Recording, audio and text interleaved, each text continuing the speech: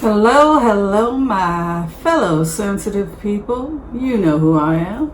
I am your favorite reader named Whimsy, here to deliver yet again another remote viewing, and we are going to do some tarot readings. Now, we've reached what I call pay dirt. And I think we have gone as far as we can go into the Russian propaganda. I think that it's kind of now repeating itself. I think we understand the point of why we got it. I'm thinking a lot about Marianne Williamson lately, that you really want to try and just get to the core. What is the fundamental issue? We had to go through so many layers of BS during this experiment to get to the core issue. So today, I want to share a remote viewing I did, and this is based on Dan Coates and the American intelligence agencies, the American military, and we're going to have, to some extent, their version of their concerns regarding the current situation, the current administration, and what may have happened with Russia. So in this experiment, I did a meditation where I tried to reach out to Dan Coates and the American intelligence agencies, Army, etc., to get their side, because we had heard Putin's side for a week. People were getting scared. I had people unsubscribing. You've become RT News. It's not the function here. The function here is to see if I can remove my own persona to such an extent that I'm able to be a free channel for the other side. And then it's really up to the job of whoever hires me to. Then we have to just rip through it and try and figure out what its function is, etc. So today we're doing Dan Coates, so we're doing the other side. We're now sitting to the best of our ability in the shoes of the American intelligence agency, the American military, and Dan Coates. And the first thing I feel as I go into Dan Coates' energy is this tremendous fear about the direction that the military is going in. I have fear about the direction the military is going in. I have fear about the direction that the GOP is headed in. And I have fear and concerns about where our national security is going in. And this is what I want to talk to people about as I bring in the energy of Dan Coates. The first thing that Dan Coates is talking about is he's talking about the fact that our security has become something that we are willing to bargain and sell. Okay? Our security is not something that we should bargain or sell to the highest bidder. If somebody gives us money, then hey, we'll do business with you. It's become kind of like the Wild Wild West show in terms of security. If this trend continues, we'll see the American military diminishing, and these independent contractors will start taking over, and the American military will withdraw. Now, here are some potential problems as far as Dan Coates is concerned, and I'll go ahead and read what Dan Coates said as I heard it. If we continue in this direction, I fear we will have lost the war. While we cannot police the entire world, we would be foolish to withdraw our troops in certain areas and replace them with contractors. The American military has a code of conduct. The U.S. military has a code of conduct in terms of how we are supposed to behave in a military situation. In the case of what Putin is proposing, the American military would be replaced by contractors, private contractors who stand to make a lot of money. And then foreign governments, not just the United States, would hire these quote-unquote neutral contractors who would then secure the trade routes, allowing American troops to withdraw. So the problem with that, of course, that Dan Coates is talking about is that if America withdraws, then nature abhors a vacuum, and then who would move in the place of the military? Soldiers of fortune, no opinion whatsoever about the cargo being moved. It would simply be moved from point A to point B, and that's probably why Tulsi Gabbard is enthusiastic about this, because if she gets in on the ground floor, she could potentially become an extremely wealthy person. And so the concern for Dan Coates and other people in the U.S. military is that we're not able to pay our U.S. military as much money as they could make as private contractors. And so consequently, people are getting training in the U.S. military. They're getting this training, and then they are dropping out of the U.S. military and joining up with contracting groups instead, where they stand to make more money and don't have to abide by the same rules. Which brings us to the issue of Al Franken and why Al Franken might have been terminated, removed from the Senate. It had to do with the fact that Al Franken was working towards oversight of these contracting companies. So the contractors want to get the job, they want to make the money, they want, if international money comes in and it's a free-for-all, then they can get rich. And then the wars can all come to an end, and it can be like the wild, wild west with these contractors moving hauls back and forth between these trade routes. This is Putin's vision of peace with America. Now, I say that we've reached pay dirt, as the remote viewer, as the person that was asked to do this.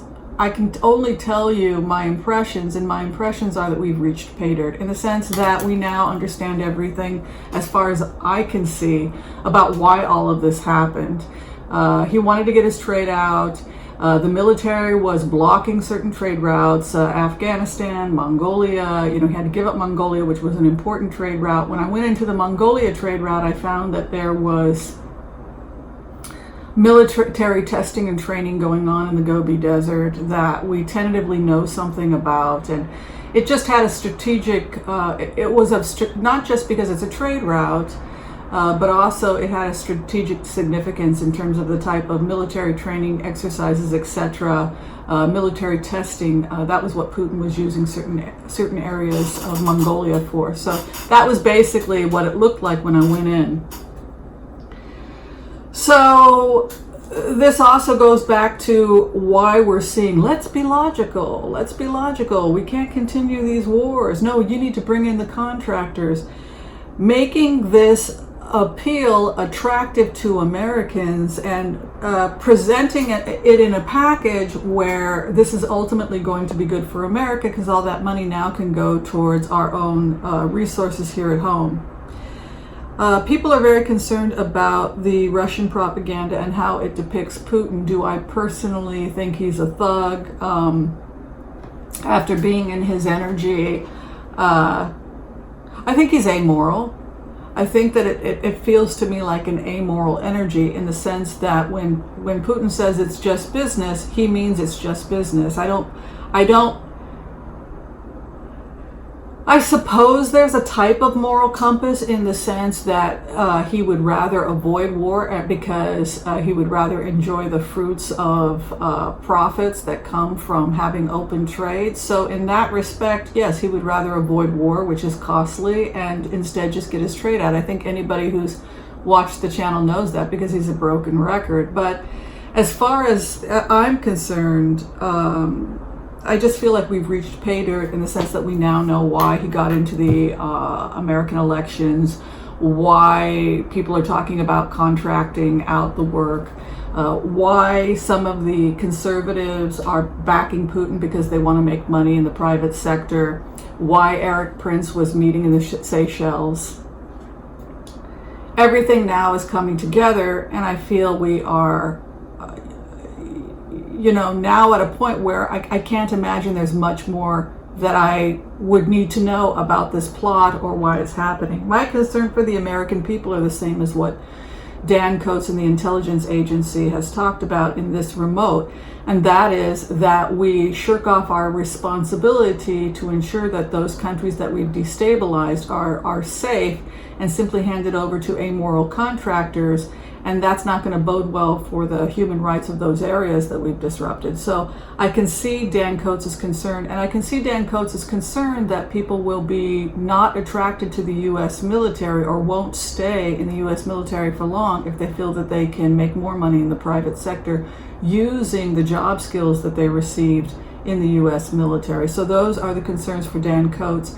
And the concerns for Dan Coats is that not only is this bad for American security, this type of open free trade, which theoretically could be selling American security, but Dan Coats is also concerned that it could cause slow, steady decline in the strength of the U.S. military and a rise in these amoral, business-only contracting jobs. And there's something perceived of not just as amoral, but sociopathic if that happens. Basically, it's going from theoretically a military that has some type of moral compass and values in terms of how it's allowed to proceed. I mean, there are military courts, and moving towards a privatized military that can get away with a lot of stuff because it's not going to be subjected to the same military laws, tribunals, etc. And that's why Al Franken was very active publicly in the Senate talking about the laws that should govern contractors and their behavior outside the United States. So again, I just feel like I've gone into this as far as I can go into this, and I feel like we now pretty much know everything that's going to happen. In terms of when the president leaves, I don't think it really matters. I think the intelligence agencies know everything. I think they've stripped him of a lot of power. I think he's been compromised now by the United States intelligence agencies that also has tapes. And I think everything's out in the open. Everybody knows that Putin used Trump as a useful idiot, and now the useful idiot can be discarded. And that's pretty much what we're seeing amongst the alt-right and Breitbart, etc. If they can now work with moderate Democrats like Tulsi Gabbard, then the useful idiot did his job, and they can now begin to just talk openly about troop withdrawal and replacing it with military contractors. All right, so if anybody has any more questions about why this all happened, as I understand it, the remote viewer, then please reach out to me. Please don't be afraid that my soul's been taken by the Russians. I'm merely doing my job. All right, so I was also asked if I could look at the future of the NRA and the shooting, so I will do one throw on that. If the NRA is going to continue to grow, or if we're going to see a decline in the NRA. So I'll do a simple prayer. For a moment, I want to call on white light protection for myself and my viewers as we ask permission from Spirit to access the Akashic records of the NRA. We call on our spirit guides and good angels to be with us. Give us the clarity, wisdom to empower those who watch this channel to make the best decisions for themselves, the people they love, and for the planet. With that, I say amen. And I also wanted to send out condolences to everyone who's been a victim of gun violence, and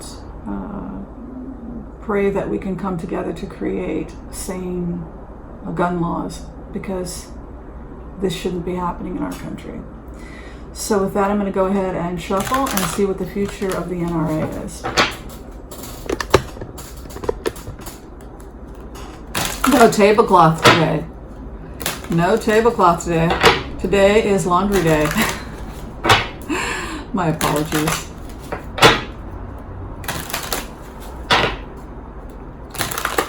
What is the future of the NRA? This is my senior deck. I think I've got all of the decks straight up today, so we're going to get a real straight and to the point answer about the future of the NRA. Thank you, Spirit. Thank you for giving us so much important information.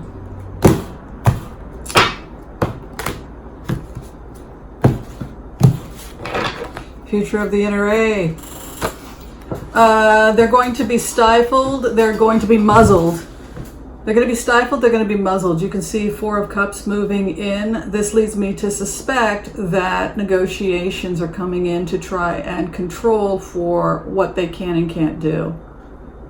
They're in trouble. They're in legal trouble. They're... this is also, I'm feeling like they're probably going to get subpoenaed and have to answer questions regarding where their money came. Oh boy, are they in trouble. where they're at right now, heartbreak. What happened was, when I go into this energy, is they've been, it looks like some type of auditing. People are ripping through the books. They're in a lot of legal trouble with the international community trying to access information about their funds. People are being questioned.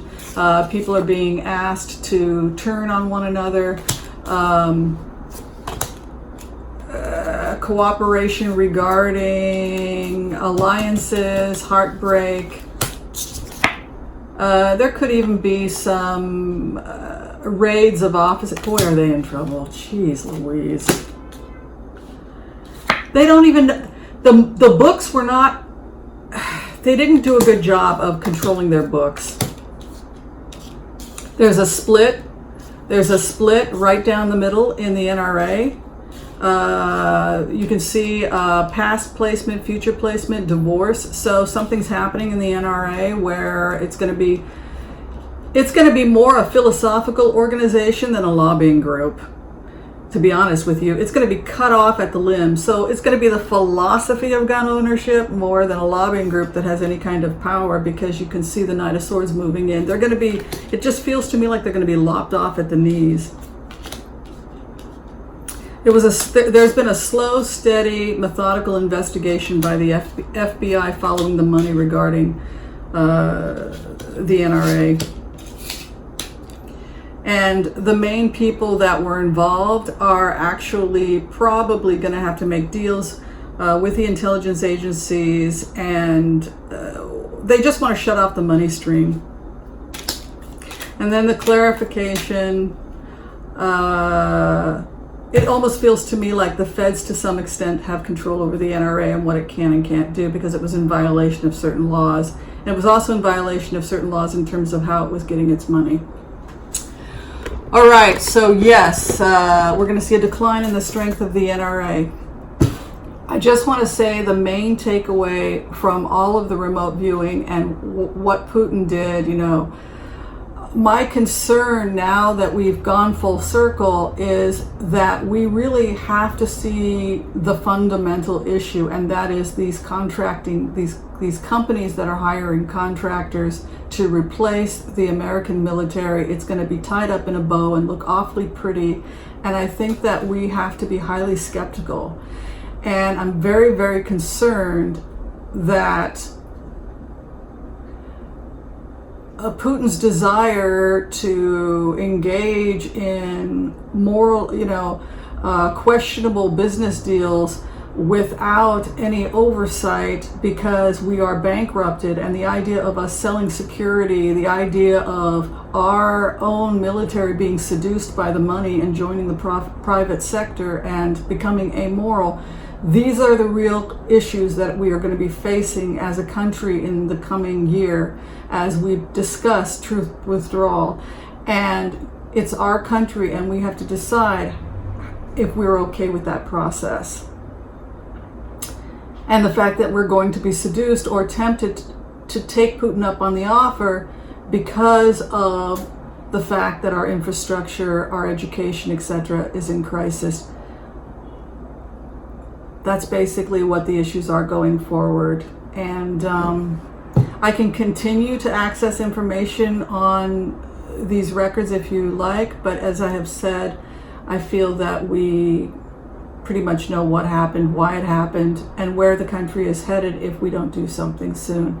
And today's remote was simply to express Dan Coates' concerns about the fact that so many people are leaving the military to join the private sector, and potentially a weakening of the strength of our intelligence and military sector simply in order to make a buck.